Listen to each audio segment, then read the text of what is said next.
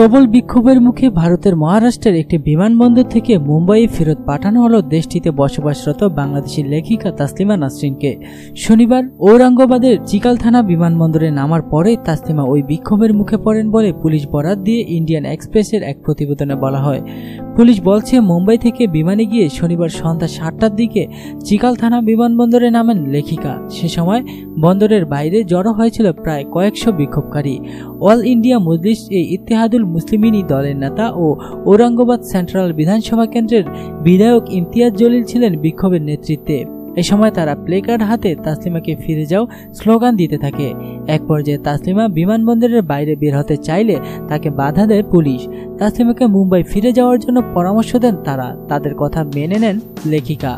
ঔরঙ্গাবাদ পুলিশের deputy commissioner Rahul Shriram বলেন, আইন ও শৃঙ্খলাজনিত সমস্যা এড়াতে নাসরিনকে পরবর্তী বিমানেই মুম্বাই ফেরত পাঠানো হয়। তিনি আরও জানিয়েছেন, ঔরঙ্গাবাদে 3 দিন ছুটি কাটানোর পরিকল্পনা ছিল তাসলিমার। তিনি ওজিস্টা এবং ইলোরোতে ঘুরবেন বলে ঠিক করেছিলেন। সেই কারণে ঔরঙ্গাবাদের একটি হোটেল রুম বুক করা ছিল।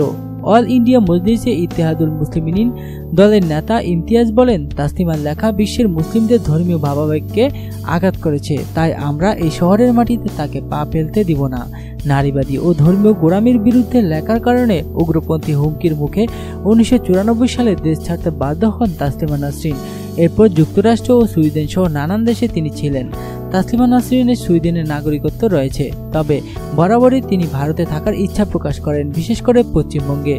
2006 সালে তাসলিমা ভারতে থাকার ভিসা পান ও কলকাতা বসবাস শুরু করেন, কিন্তু মাত্র 1 বছরের মধ্যে তাকে মুসলিম সংগঠনগুলোর বিক্ষোভের মুখে কলকাতা ছাড়তে হয়।